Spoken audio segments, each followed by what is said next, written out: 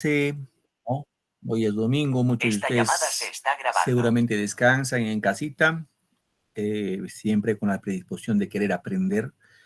Ese tema de querer aprender es un tema intrínseco de mí como estudiante, cuánto quiero aprender. Y por otro lado, tomar apuntes. Es importante que tú como estudiante tomes apuntes en un cuadernito y al tomar apuntes siempre te vas a ir recordando. Recuerden que muchos de nosotros tenemos distintos ritmos de aprendizaje. Algunos de ustedes aprenden, por ejemplo, escuchando. Otros aprenden escribiendo. Otros aprenden leyendo. Otros aprenden haciendo. Entonces, cada uno de nosotros tiene distintos ritmos, formas de aprendizaje. Y entonces, si nosotros estamos escuchando la clase, vamos viendo la clase y además voy escribiendo, obviamente, pues voy mejorando mi aprendizaje por repetición en este caso, ¿no? Muy bien, queridos chicos. A ver, recordamos qué tema platicamos el día domingo. ¿Recuerdan qué tema hablamos?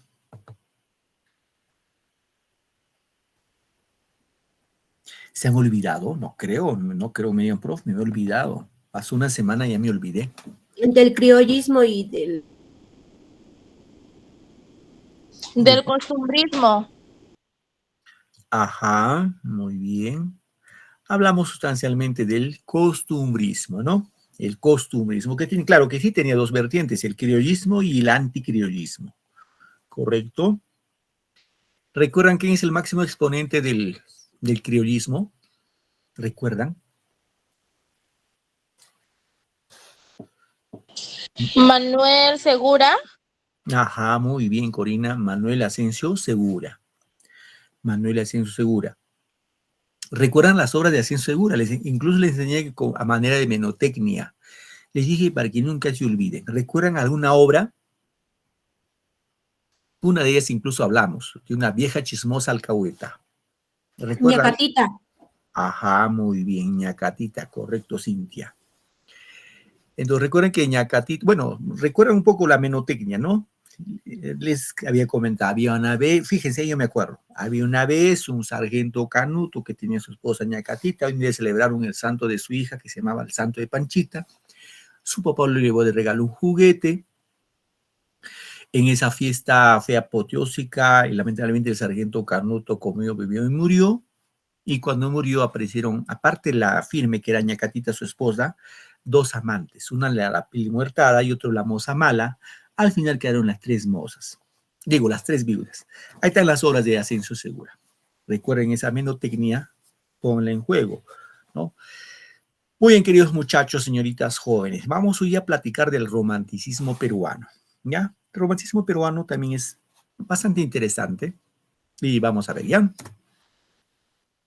Muy bien, cuando hablamos como, en este caso, como definición del romanticismo, hay que entender que el romanticismo aparece en Europa, ojo, en Europa, así como el costumbrismo apareció en España, el romanticismo va a surgir en Alemania, ya en la primera mitad del siglo XIX.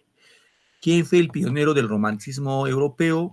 Un alemán de nombre Johann Wolfgang Goethe, ¿no? Goethe es el máximo exponente del romanticismo europeo. ¿Qué más? Aparece en América junto con los ideales de la libertad, de amor, progreso, alentado por los movimientos de libertad, ¿no? O en este caso que buscaban la libertad. Lo que significó que hizo la literatura en forma popular, patriótica e individualista, ¿no? Reconoce los valores del pasado, admira el paisaje y vive embelesado del sentimiento amoroso. Como su mismo nombre dice, romanticismo, para los románticos primero era la pasión, primero eran los sentimientos, primero era la imaginación, luego en segundo plano la razón. La razón lo mandaban en segundo plano, ¿correcto? Entonces, en el romanticismo prima los sentimientos sobre la razón, ¿correcto? Y es obvio que el tema predilecto pues es el amor, ¿no? Ahora, cuando hablamos del romanticismo peruano, netamente el romanticismo peruano, vamos a indicar qué cosa pasa en nuestro país en el aspecto histórico, ¿no? En nuestro país se va a desarrollar en esta etapa el surgimiento de la burguesía, ¿no? surge la burguesía por la explotación del guano. Chicos, recuerden ustedes que Chile nos declara la guerra por apetecer nuestra materia prima, como era el guano y el salitre. Y obviamente en nuestro país hubo un grupo de personas, ¿no?, que aprovecharon la coyuntura y explotaron el guano y el salitre, y obviamente surge la burguesía como clase social económica, de poder, ¿no?, de poder económico. En esa situación aparece también la aparente bonanza y prosperidad económica. Durante ese periodo en nuestro país se van a hacer muchas obras públicas, como los famosos ferrocarriles, ¿no? En el romanticismo peruano se va a desarrollar el primer gobierno de Ramón Castilla. No se olviden, Ramón Castilla seguramente es el periodo donde se desarrolla el romanticismo con mayor fuerza. Ahora, ¿qué es lo bueno que hizo Ramón Castilla? Seguramente hizo algunas cosas buenas, pero una de ellas fue la abolición de la esclavitud. ¿Ya? No te olvides, te pueden preguntar, ¿qué presidente peruano abolió la esclavitud? No te olvides, Ramón Castilla. ¿Y cómo es eso, profesor, de abolición? No entiendo bien. Hay que entender que en la época de la colonia, chicos, en la colonia, la mano de obra lo ponían pues los indígenas, los incas, ¿no? Pero los incas, la población incaica iba disminuyendo. Se dice que en un momento de que eran 10 a 11 millones, la población incaica llegó solamente a 2 millones. Y los españoles querían pues mano de obra para trabajar en las minas de los españoles en nuestras tierras, ¿no? Y como ya no había mano de obra, estos españoles hicieron lo siguiente, era traer gente negra de África para trabajar en estas tierras americanas, en el Perú. Y ya saben que los africanos, nuestros hermanos africanos, por lo común no se acostumbraban al frío de los Andes y se quedaron en la costa peruana, ¿no? Desde Tumbes hasta Tacna, en la costa. Pero estos hermanos negros de África prácticamente vinieron como esclavos, ¿no? Como esclavos. Es decir, en nuestro país, aunque parezca increíble, hubo esclavitud. El esclavo, pues la característica es que tú ibas hacia un mercado y veías pues ahí vendiéndole, o sea, imagínense, bueno, aunque parece absurdo, nunca pasaría. Y yo me voy llevando a 2 negros sentado ahí en el mercado a ver quién me compra mis negritos, ¿no? Entonces, el esclavo era para venderlo, o sea, tú ibas y comprabas, bueno, te gustaba un negrito, decía, bueno, ¿cuánto cuesta? Ya, muy bien, te le llevas así como si fuera un animalito. Te llevas a tu casa y hacía todos tus mandados, ¿no? Y no tienes nada que pagarle. Simplemente le dabas comer, vestir, seguramente. Y ya cuando te cansabas, decías, bueno, pues ya no me sirve, voy a venderlo.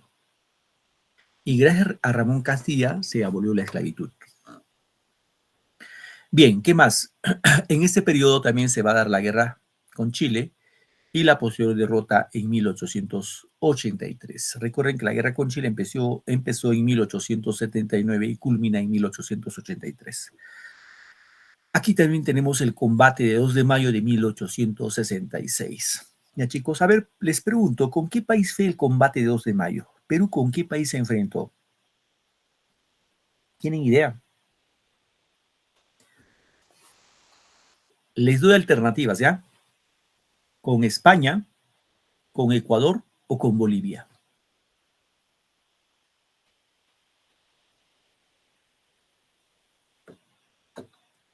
¿Con qué país fue la guerra en el combate de 2 de mayo de 1866? ¿Tienen idea, chicos? Ecuador. Ya. Ecuador dice. Chile dice guau Con guau. Ecuador, profesor. Muy bien, Kerly, gracias. Cuidado con el perro, Kerly. Gracias, hija. ¿Alguien más que quiere participar? ¿Con qué país fue el combate de 2 de mayo? ¿Perú se enfrentó a qué país?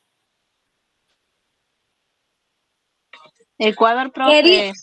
Querían quitarnos T. Wilson, profesor. A Tiwinsa. Ya, muy bien. Muy bien, chicos. A ver, para ubicarlos, ¿ya? Esto no se olviden, ¿ah? Es cultura general también, queridos estudiantes. Cultura general. El combate de 2 de mayo de 1866 fue con España. Con España. Recuerden, a ver, recordamos un poco. El Perú logró su independencia el 28 de julio de 1821. Logró su independencia con España, ¿cierto? Y se firmó la capitulación de Ayacucho en 1824. A 1824. Los españoles firmaron, dicen, bueno, nos ganaron la batalla de Ayacucho, pues ya nos iremos de estas tierras. Firmaron y se fueron. Pero no estuvieron conformes con lo que se habían ido. Dijeron, bueno, vamos a regresar nuevamente a conquistarlos. Y en el 2 de mayo de 1866 se dice que embarcaciones españolas rodearon Callao. O sea, los españoles querían retornar nuevamente a gobernarnos, a colonizarnos. Y los peruanos, incluido en este caso que fue el héroe máximo de este combate, que fue José Gálvez, se enfrentaron a los españoles. La guerra empezó entre 8 y 9 de la mañana y a las 12 ya los españoles dijeron, bueno, chao, chao, nos vemos. Nuevamente nos ganaron. Fue con España, ya chicos. Muy bien. ¿Cuáles son las características del romanticismo? Básicamente imitación de las formas francesas y españolas. Es decir, los románticos peruanos van a imitar a escritores franceses como Víctor Hugo y españoles como a Gustavo Adolfo Bécquer, que son los máximos exponentes del romanticismo francés y español. ¿Qué más otra característica? Destaca principalmente el género lírico y se trabaja mayormente en el dramático, en el teatro. Aquí desarrolla el sentimentalismo, la angustia, el dolor, ¿no? Sobre todo en la lírica. Se resaltan los valores de la ciudad. En este caso encontramos, así como en el costumbrismo, que estaba centrado en Lima, igual el romanticismo estuvo centrado en Lima, el limeñismo. Aquí encontramos el retoricismo y la superficialidad, ¿no? Lo aristocrático y lo coyuntural, como características netamente del romanticismo peruano. Los representantes del romanticismo peruano fueron, entre otras, estos señores de acá. Nicolás Corpancho tiene una obra que se llama El Poeta Cruzado. Hay que recordar que este Nicolás Corpancho es el que trajo el romanticismo de Europa. Llegó al Perú, pero aunque sea en forma tardía. Buenas tardes. Ok, Nehemías, no te preocupes, hijo. Muy bien. Más vale tarde que nunca. Otro escritor de esta época tenemos a Narciso Arestegui con su obra El Padre Ora, ¿no? Luis Benjamín Cisneros con la obra Julia. ¿Qué más? Pedro Paz Soldán con su obra Sonetos Chispazos, Clemente Altaus con su obra Poesías Patrióticas y Religiosas, José Arnaldo Márquez con su obra Notas Perdidas.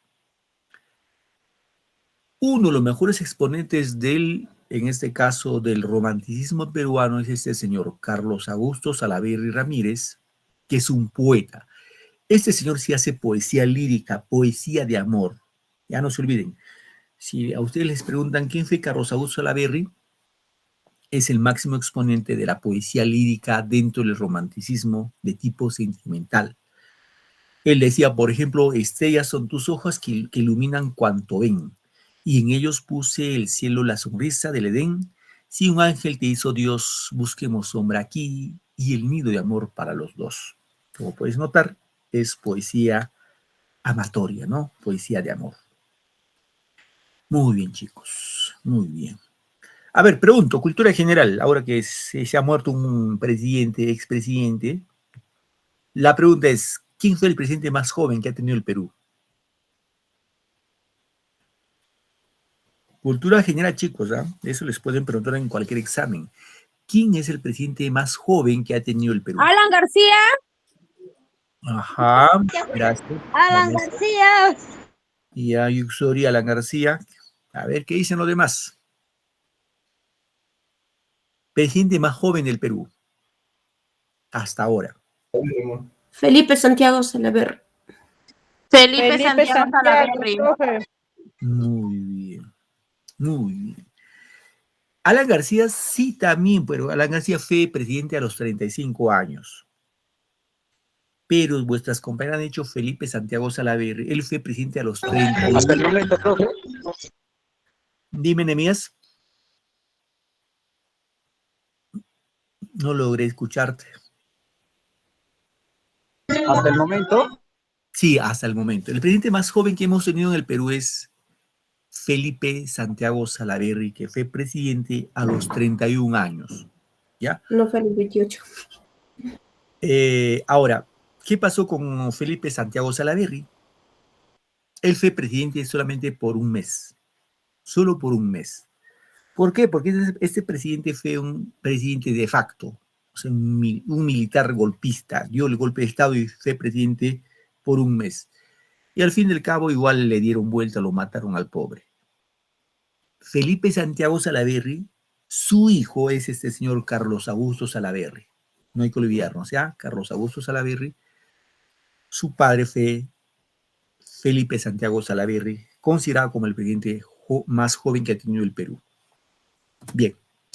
Otro escritor, encontramos a don Ricardo Palma. Es decir, en el romanticismo peruano tenemos dos grandes escritores, Carlos Augusto Salaverry y Ricardo Palma. ¿Sí? Ricardo Palma Soriano, él decía, por ejemplo, un escribano y un gato. ¿Saben quién es escribano, chicos? ¿Tienen idea qué es un escribano? ¿Tienen idea? ¿No? Ya.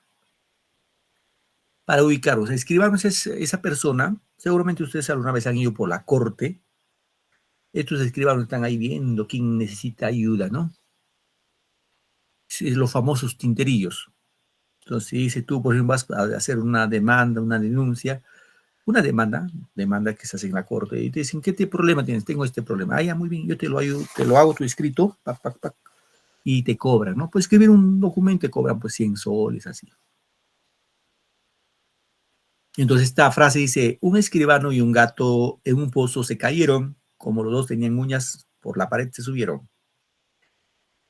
Esa es una frase de don Ricardo Palma, como máximo exponente del romanticismo peruano.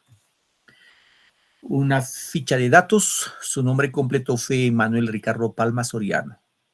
No se olviden, es el máximo o el más representativo del género narrativo en el romanticismo. La especie, básicamente, son las tradiciones, ¿no? Las famosas tradiciones peruanas. El sinónimo de don Ricardo Palma es el bibliotecario mendigo. A ver, chicos, ¿por qué se llama bibliotecario mendigo a don Ricardo Palma? ¿Tienen alguna idea por qué se le llama bibliotecario mendigo? A ver, ¿alguien puede comentarnos acerca de ese término, ¿no?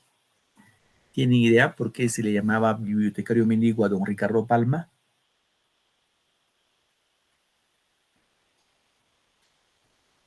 ¿Se me han dormido, chicos? ¿Se me quedaron dormidos? No creo.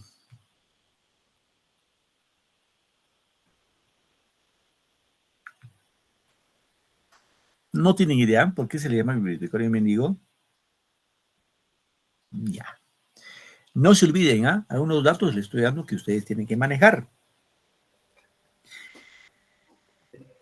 Intentó recuperar el patrimonio bibliográfico y documental de la institución.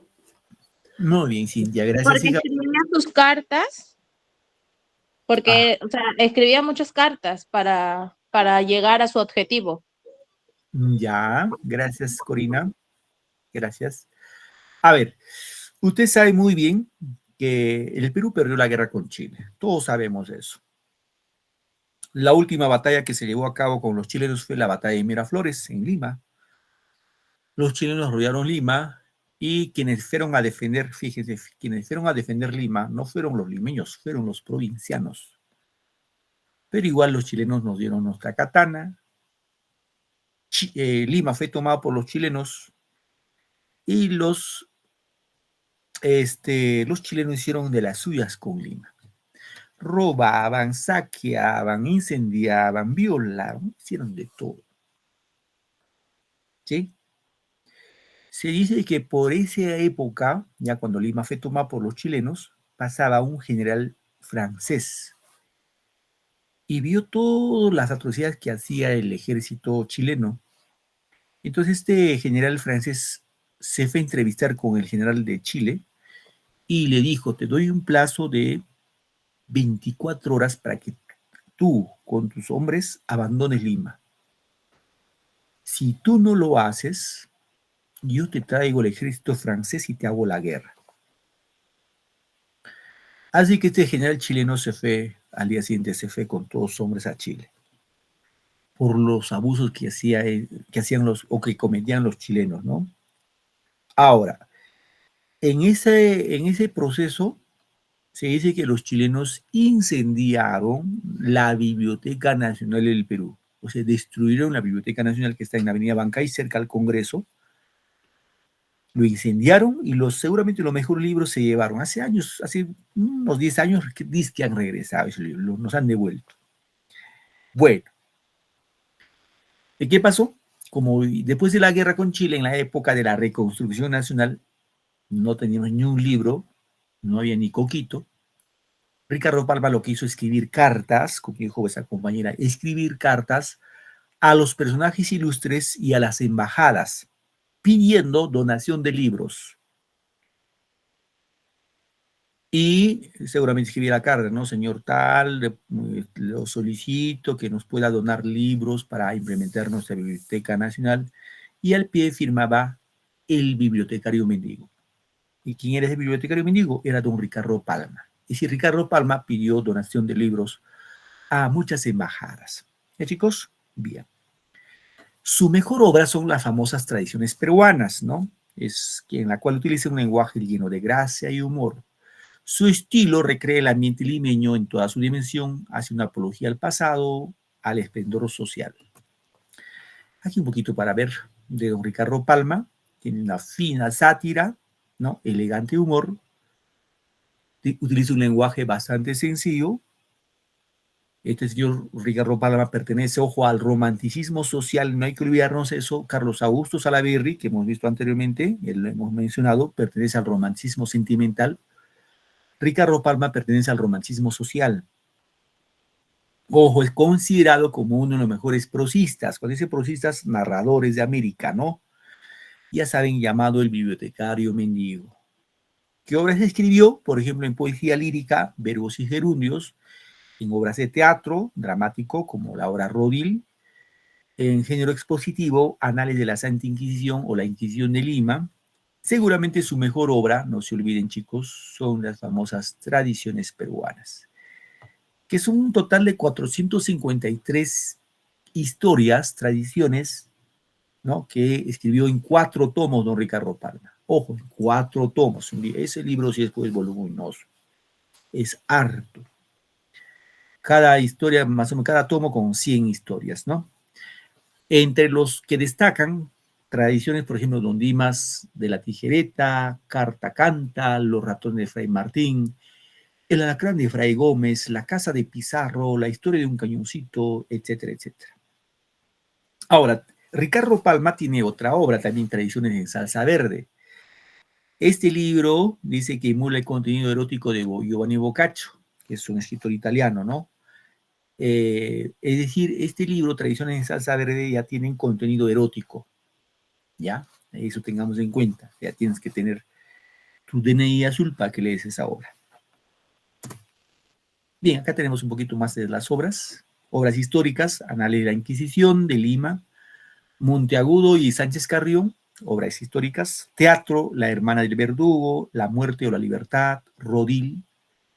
Poesía en lírica, en poesía lírica, Pasionares, que es su mejor poemario, Juvenilia, Filigramas, Armonías, Verbos y Gerundios, ¿no? En obras filológicas y lingüísticas tenemos a neologismos y americanismos, papeletas lexicográficas. En narrativa, reitero, su mejor obra son las famosas Tradiciones Peruanas. Es decir, no se olviden, por favor, es como Padre Nuestro, tenemos que saber. Y su obra inédita, Los Marañones. Las tradiciones peruanas, chicos, el género, ya sabes, es género narrativo porque son narraciones cortas. La especie es tradición, ¿sí? Tiene un total de 453 versos, 453 tradiciones. 6 se refieren al Imperio Incaico, 339 a la época del virreinato o la colonia, 43 en la época de la emancipación, 49 a la época de la República y 16 en tiempos y espacios indecisos. ¿Y qué son las tradiciones? Básicamente son relatos cortos, ¿no? Amenos, que recogen un episodio histórico, o sea, algo que ha pasado, ¿no? Una anécdota jovial, un enlace de amor, de honra, un conflicto político o de tipo erótico. Relatos en que se vislumbran el alma o las preocupaciones de la época que evocan, ¿no? Dice que esas tradiciones de Ricardo Palma dio una vida, una forma propia de narración en la que advierte elementos diversos y contradictorios como el criollismo de Segura, ¿no? De Ascenso Segura, que hemos visto en la clase pasada, la fantasía de Scout y el clasicismo de Quevedo. La primera tradición que publicó Ricardo Palma se llama Consolación, que lo publicó en 1851, y la última que publicó fue Una visita al Mariscal Santa Cruz en 1915. Las tradiciones más celebradas y leídas son esto de acá: La Chirada del Inca, ¿no? El Orgullo del Cacique, Las Orejas del Alcalde, El Alacrán de Fray Gómez, el mejor relato de América para muchos, Los Ratones de Fray Martín, Los Mojitos de Santa Rosa, Genialidades de la Perricholi, Al Rincón Quitacalzón, La Tradición del Himno Nacional, El Padre Pata, Las Tres Etcéteras del Libertador, Al Pie de la Letra y La Historia del Cañoncito, entre otras obras más. A ver, vamos acá. Vamos a hablar de unas tradiciones, ya chicos, un poco de tradiciones para que ustedes tengan en cuenta. Les voy a dejar de compartir esto de acá, un momentito, por favor. Entonces, lo que les voy a pedir, que presten atención, ya chicos. A ver, vamos acá un ratito. Un momentito, por favor. A ver.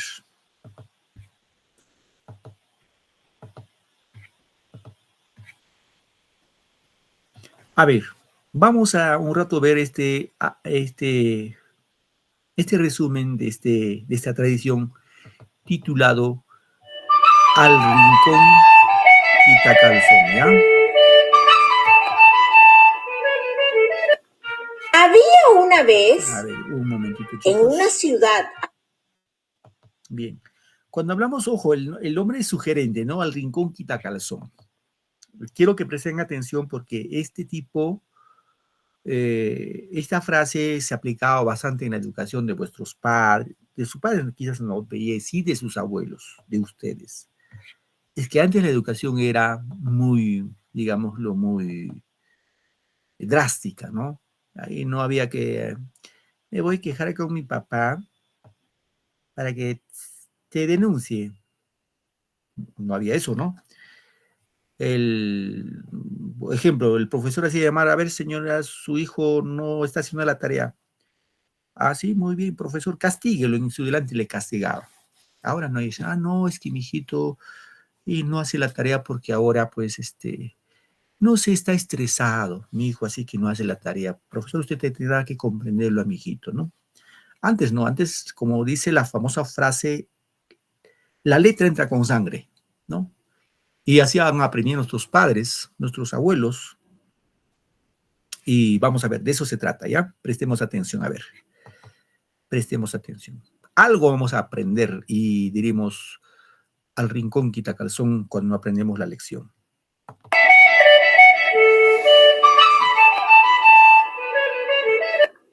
Había una vez en una ciudad al sur del Perú llamada Arequipa un obispo que se llamaba Chávez de la Rosa y se esforzaba por darle al colegio que había fundado en esa ciudad un excelente y completo plan de estudios. Por el año 1796 solía visitarlo una vez a la semana para cuidar que todo allí estuviese en orden. Fue así que en una de sus acostumbradas visitas encontró que el maestro de latín no había acudido a dictar clases y que los alumnos, aprovechando su ausencia, andaban haciendo de las suyas. El obispo entonces decidió reemplazar por ese día a aquel profesor y empezó su clase pidiéndole a un muchacho declinar una palabra. Como éste se equivocó en el caso acusativo plural, el señor Chávez exclamó: ¡al rincón quitacalzón! En aquellos tiempos era habitual que los estudiantes desaplicados fueran enviados a un rincón del aula para recibir azotes. Pasó luego a otro alumno que tras contestar incorrectamente también fue condenado a sufrir la misma pena. Y así, cuando había más de una docena de arrinconados, le llegó el turno al más pequeñín y el más travieso de la clase. ¿Quid est ratio?, le preguntó el obispo.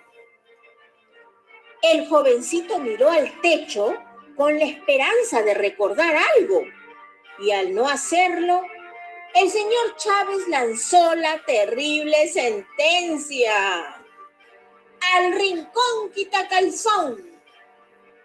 El chiquillo se fue hablando entre dientes y el obispo, enojado, lo llamó nuevamente a su presencia para saber qué era lo que murmuraba. El jovencito terminó confesándole que también quería hacerle una pregunta.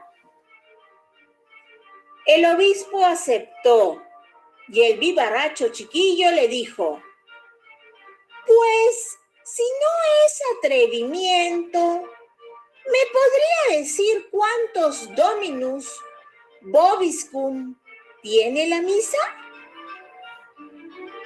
El señor Chávez, al intentar recordarlo, levantó los ojos y en ese momento el chiquillo, muy sorprendido, murmuró: ¡ah!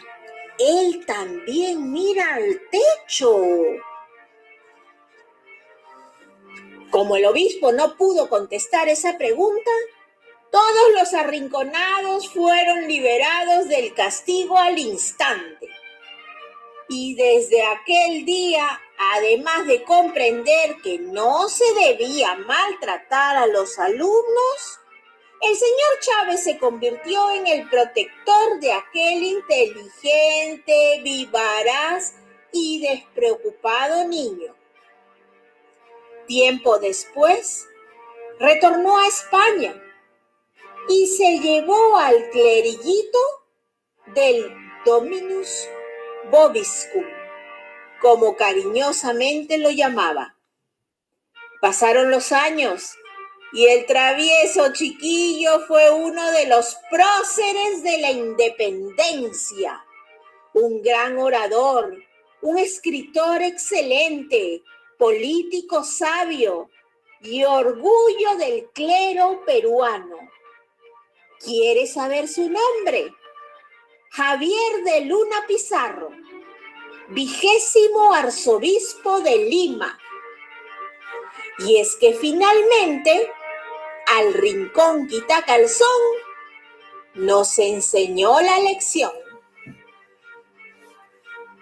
Y colorín colorado, espero que este cuento te haya gustado. Muy bien, chicos. A ver, pregunto, ¿entendieron la historia? ¿Han entendido? Sí, yo sí entendí, profesor. Muy bien, Vanesita, correcto. Kelly también dice que sí. Gudelio también dice que sí. Yuxori, ¿estás ahí? ¿Me escuchas? ¿Me oyes? Sí, profesor. ¿Has entendido? Más o menos, profesor. ¿Por qué más o menos? ¿No has entendido el Dominus Vobiscum? Ojo, esos términos. Del niño nomás, profesor. Ajá. Ese del término, ojo, recuerden, chicos, que antes llevaban, en el colegio se enseñaba, en nuestro país se enseñaba el latín. Y cuando dice Dominus Vobiscum está escrito en latín. Y pues ¿Y qué significa, profesor? está vinculado con la misa, la Santa Misa. Ya. Pero el detalle, chicos, que la educación antes era así, ¿no? Era, si no sabías la lección, ejemplo, la tabla, ¿no? De la tabla de multiplicación y la más difícil, la tabla de... ¿Cuál de las tablas más difíciles para ustedes? La tabla de 8, ¿cierto? La más difícil de 8, ¿no? Castigaban feo. Sí, profesor. Claro. Le hacían, ojo, el profesor te mandaba, ¿dónde te mandaba? Te mandaba al rincón, bueno, como se dice, al A la rincón. esquina A la en la esquina del aula. Así es.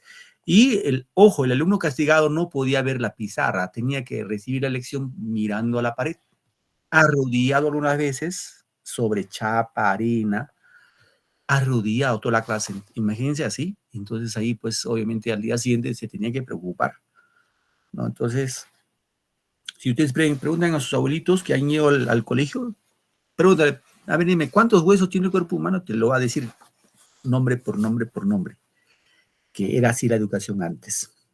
Bien, chicos, vamos con otra historia más, ¿ya? Para que tengan una idea. Vamos a escuchar esta historia titulado, a ver, ¿dónde estás? De nuestro Santo Moreno, ¿ya? Proyecto Panaca. Un santo moreno que tenemos en nuestro país, que es el Santo San Martín de Porres, ¿no? Sí. San Martín de Porres, profe. Sí, profesor. Así es. A ver, este santito hizo muchos milagros y vamos a ver qué milagros hizo, ¿ya? De acuerdo a la crónica, de acuerdo a la tradición de don Ricardo Palma. A ver, prestemos atención, a algo nos queda, a algo se nos queda siempre, ¿no? Y alguna vez podemos contar a nuestros hijos, a nuestros nietos, esas historias. Proyecto Panaca presenta Los ratones de Fray Martín, la historieta. Se cuenta que San Martín de Porres, santo peruano, hizo tantos milagros en vida como después de su muerte. Uno de sus biógrafos señala que estos eran tantos que el prior dominico tuvo que prohibirle continuar realizándolos. Y tanta era la obediencia del santo mulato que un día, al pasar el santo frente a un andamio, vio un albañil cayéndose de una altura considerable, por lo que deteniéndolo a media caída le dijo: espera un rato, hermanito. ¡Ay! Y fue raudo a conseguir el permiso del prior para culminar su rescate. Muchas gracias, Fray Martín. Me salvó la vida. Y siguiendo con sus milagros, se sabe que Fray Martín tuvo especial predilección por los ratones, animalitos llegados junto a los españoles que los indígenas llamaron ucuchas. Al mismo tiempo malgastó en mi Dios, que en hacer un ratón o a lo más dos. Siendo ya enfermero en el convento, era tal la invasión de ratones que los frailes pusieron trampas para acabar con ellos, siendo atrapado un ratoncito atraído por la carnada de queso. Encontrándolo en dicha circunstancia, San Martín liberó al pequeño ratoncillo y le pidió: váyase, hermanito, y diga a sus compañeros que vayan a vivir al huerto, que yo les llevaré comida cada día. Claro que sí, se los diré ahora mismo. Resuelto el problema de los ratones, debemos mencionar que el santo mantenía en su celda a un perro y un gato, los mismos que vivían en fraternal concordia, tanto que comían del mismo plato. Un día, un ratoncillo atraído por la comida asomó de su agujero, ocasionando la molestia de los otros animales. Cálmense, criaturas del Señor, cálmense, que Dios da para los tres. Salgan sin cuidado, hermanito. Se ve que tiene hambre. Acérquese que no le harán daño. El ratoncillo, sin hacerse de rogar, aceptó la invitación y desde aquel día comió en amor y compañía del perro y del gato. Esta es una de las historias que fue relatada por el escritor peruano Ricardo Palma en su libro Tradiciones Peruanas, conjunto de relatos cortos de ficción histórica, narrados de forma entretenida y publicados durante varios años en diversos diarios y revistas. Muy bien. ¿Entendieron, sí, el ratoncito de Fray Martín? Sí, profe. Sí, se entendió. Correcto. ¿Están con su sueñito? Ratoncito lo llamaban cucucho. Así es, ucucha, ¿no? Ucucha. Bueno, en quechua se dice Ucucha. Dime, Judith, ¿alguna duda? Ucucha, disculpa, Judith. Levantarse la mano y tu hijita. ¿Hay una pregunta? Ya, ninguna pregunta. Hay otra historia, bueno, a mí me encanta esa historia, ¿ya? Esta Proyecto historia, Panaca presente. titulado La Chirana del Inca. Esta tradición es de la época incaica. Reitero, a mí personalmente me gusta porque es una historia interesante del Inca Pachacútec. Ya, a ver, vamos a compartir. Algo aprendemos también de esta historia en la cual Pachacútec va a conquistar pues en este caso la cultura chincha, allá en Ica, ¿no? Bien. A ver, un momentito. Proyecto Panaca presenta La Chirana del Inca, la historieta. En 1412, el Inca Pachacútec, acompañado de su hijo, el príncipe imperial Yupanqui, y de su hermano, Cápac Yupanqui, emprendió la conquista del Valle de Ica, siendo su intención, a pesar de estar acompañado por 40.000 guerreros, someter dicho lugar sin hacer uso de las armas, lo que consiguió recibiendo la aceptación del pueblo iqueño. Durante el recorrido oficial a su nuevo territorio, detúvose Pachacútec en el pago llamado Tate, propiedad de una anciana, quien lo ocupaba junto a su bellísima hija. Deslumbrado, el Inca intentó conquistar a la doncella. He encontrado a la paloma más bella de todo este valle. Quisiera llevarte al Cusco y veas con tus ojos la majestuosidad de tu señor. Sin embargo, la joven, cuyo corazón ya pertenecía a otro joven del lugar, tuvo que rechazar las pretensiones del soberano. Finalmente, al perder Pachacútec toda esperanza de ser correspondido, Quédate en paz, paloma de este valle, y que nunca la niebla del dolor tienda su velo sobre el cielo de tu alma. Pídeme alguna merced que a ti y a los tuyos haga recordar siempre el amor que me inspiraste. Señor, grande eres y para ti no hay imposibles. Venciérasme con tu nobleza, a no tener ya el alma esclava de otro dueño. Nada debo pedirte, que quien dones recibe, obligada queda.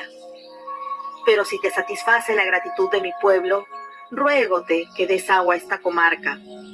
Siembra beneficios y tendrás cosechas de bendiciones. Reina, Señor, sobre corazones agradecidos, más que sobre hombres que tímidos se inclinan ante ti, deslumbrados por tu esplendor. Discreta eres, doncella de la negra crencha, y así me cautivas con tu palabra como con el fuego de tu mirada. Adiós, ilusorio ensueño de mi vida. Espera 10 días y verás realizado lo que me pides. Dicho eso, el Inca subió al anda de oro que lo esperaba con los nobles del reino conduciéndolo y se marchó del lugar. Adiós, y no te olvides de tu rey. Así, tal y como lo prometió, durante 10 días, los 40.000 guerreros del Inca se ocuparon en abrir el cauce que empieza en los terrenos del Molino y del Trapiche y termina en Tate, heredad o pago, donde vivía la hermosa joven. Sus aguas suministraron abundante riego a las haciendas de ese hermoso valle. Este es el origen de la Chirana, voz que significa lo que corre limpiamente hacia lo que es hermoso.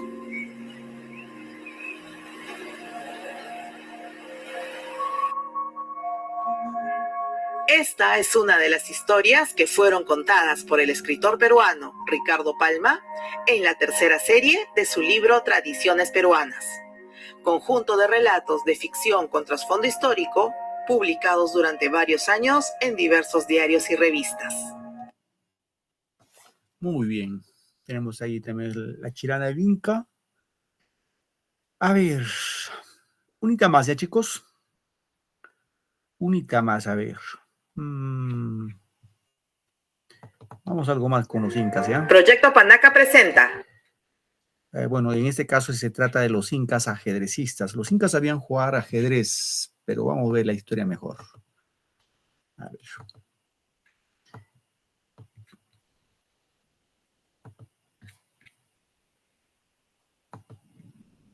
Proyecto Panaca presenta Los Incas ajedrecistas. La historieta. El ajedrez, juego introducido en el Nuevo Mundo por los españoles, fue a su vez llevado a la península ibérica por los moros, quienes dominaron España durante 7 siglos. Atahualpa, cautivo y a la espera del pago de su rescate, observaba regularmente y en silencio a Hernando de Soto jugar las partidas de ajedrez con otros soldados españoles. Así, una tarde en la que se enfrentaban de Soto y Riquelme, vio al primero con la intención de mover su caballo. No, capitán, no. El castillo. Ante la sorpresa general de los contendientes y el improvisado público, de Soto movería la torre, con lo que jugadas después conseguiría el triunfo de la partida. Mate. Después de aquella tarde, sería costumbre que el español invitara a Atahualpa a jugar una partida, cediéndole siempre las piezas blancas. Según se dice, Atahualpa pagó con la muerte el consejo dado a De Soto en la derrota de Riquelme, pues este último fue uno de los 13 jueces que votaron a favor de su sentencia de muerte. Muerto Atahualpa, Pizarro se dirigiría a Cusco para asegurar que había castigado al usurpador y asesino del legítimo inca, Huáscar, prometiendo entregar la insignia imperial a Manco Inca. No os asustéis. No hemos venido a quitaros sus señoríos ni propiedades, sino a coronar al nuevo Inca. Posteriormente, luego de la ruptura de las relaciones entre el Inca y los españoles, Manco establecería su gobierno en Vilcabamba y desde ahí observaría la guerra civil desatada entre pizarristas y almagristas. Muerto Diego de Almagro el Mozo, aproximadamente una docena de sus partidarios buscarían refugio donde Manco Inca, quien había brindado algunos servicios a su causa. Así, el Inca y sus huéspedes pasarían las tardes entreteniéndose particularmente con el ajedrez. Una tarde, hallábanse entrampados en una partida Manco Inca y el capitán Gómez Pérez, encontrándose como espectadores Diego Méndez y 3 caciques. En medio del juego, Manco realizaría un enroque no consentido por las prácticas del juego, por lo que despectivamente su contrincante le espetaría. Es tarde para ese enroque, short fullero. El movimiento es válido, capitán. Continúe pues usted con su turno. Gómez Pérez insistió en su postura y mirando a su paisano Diego Méndez le dijo: Mire, capitán, con lo que me sale este indio.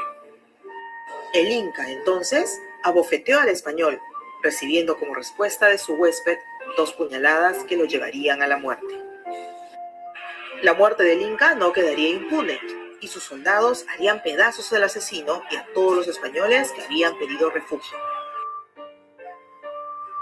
Esta es una de las historias que fueron contadas por el escritor peruano Ricardo Palma en su libro Apéndice a mis últimas tradiciones peruanas, conjunto de relatos de ficción con trasfondo histórico publicados durante varios años en diversos diarios y revistas. Muy bien, chicos. A ver, vamos con la última parte de nuestra clase. Voy a presentar esto a pantalla completa. Aquí sí van a ir participando todos los que han estado dentro de la clase y obviamente ir respondiendo, ¿no? Ahora vamos a hacer un pequeño cuestionario de preguntas. A ver, chicos. Los que saben van levantando la manito, ¿ah? Pregunta 1 dice, el romanticismo desarrolló durante el gobierno de... A ver, no me contesten por el micro, levanten la mano para tomarles apunte, para apuntarlos sus nombres, apellidos y nombres. Este tema, esta pregunta sí lo hemos hecho. Hemos explicado en clase. ¿Alguien se anima con la respuesta? ¿En qué gobierno se desarrolló el romanticismo? Leguía, Castilla, Piérola, Alvarado, Velasco Alvarado, José Latorre Huarte. Nicolás de Piérola. Corina dice Nicolás de Piérola. ¿Ya? ¿Alguien más que se anima?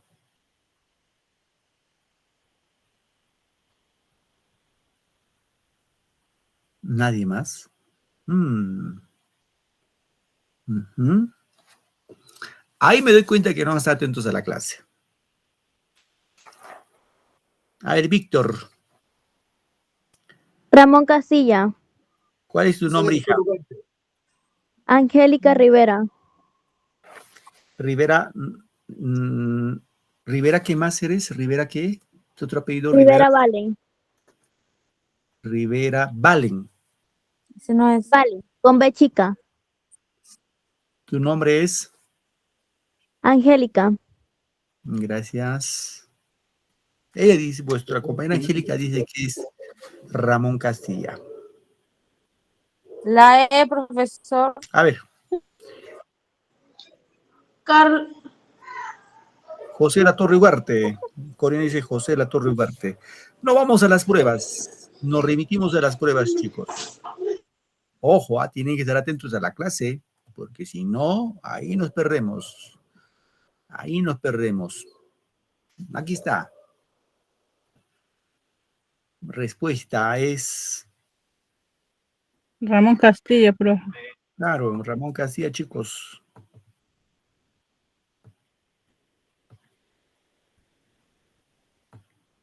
El que abolió la esclavitud en nuestro país, ¿correcto? Bien. Ramón Muy Castillo, bien. Vamos profesor. con la pregunta, la siguiente pregunta. Pregunta 2. Es considerado el mayor representante del romanticismo histórico en el Perú. Ojo a romanticismo histórico.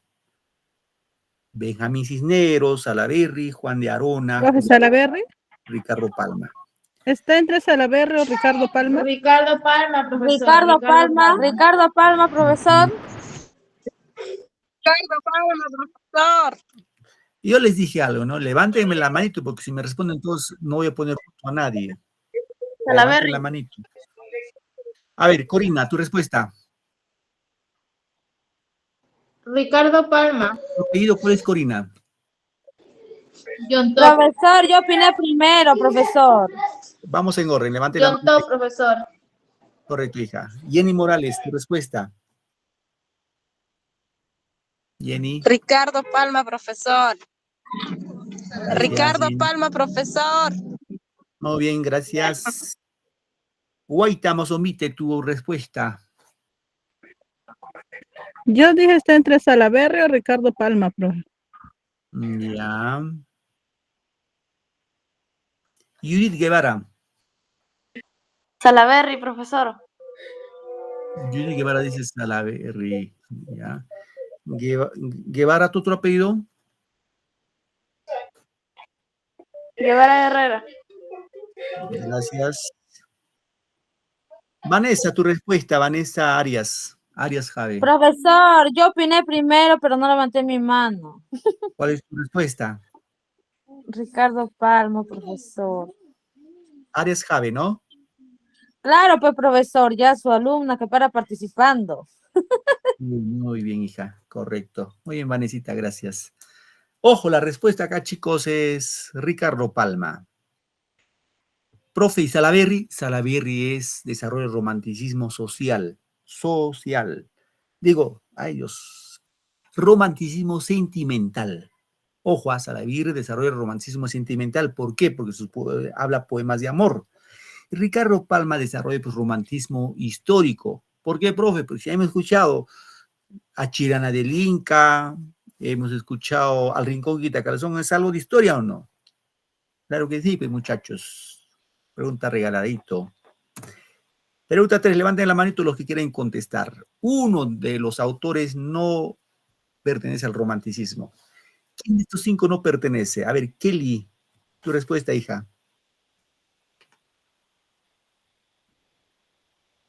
Vamos, Kelly. Vamos, intentamos a ver. Solo Kelly ha levantado la mano. Así que Kelly tiene la única opción. Tu respuesta, hija. Arnaldo Márquez, profe. Arnaldo Márquez. Ya. Rivera, tu respuesta, hija. Abelardo Gamarra. Ya. Maciel Alejo. La Maciel. letra. Gracias. La letra. Alejo, tu otro apellido es Calizaya, ¿no? Sí, Alejo Calizaya. Maciel. Muy bien, gracias, hija. Judith Guevara.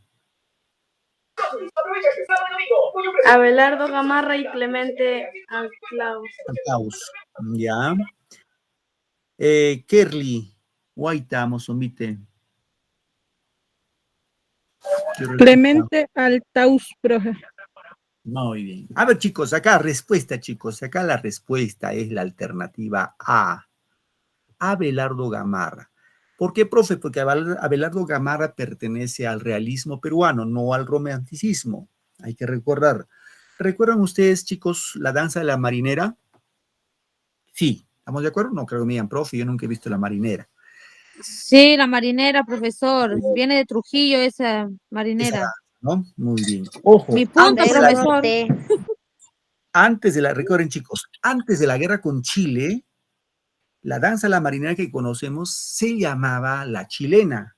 Recuerden, se llamaba la chilena.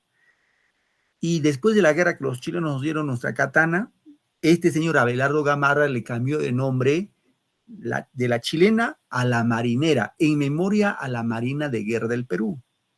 Ya, eso que quede claro. Ya, queridos estudiantes, Abelardo Gamarra es el que puso el nombre de la marinera a la danza que conocemos. Muy bien, queridos muchachos, señoritas jóvenes, gracias por su tiempo y su paciencia. Nos quedamos acá. Nos vemos la próxima clase en otra sesión más. Buenas tardes, noches. Cuídense. Chao, profesor. Cuídese, profesor. Gracias, Vanesita. Chao, profesor. Hasta luego, domingo. Profesor. Nos vemos. Chao, hija, nos vemos. Hasta luego, profe. Chao, nos vemos.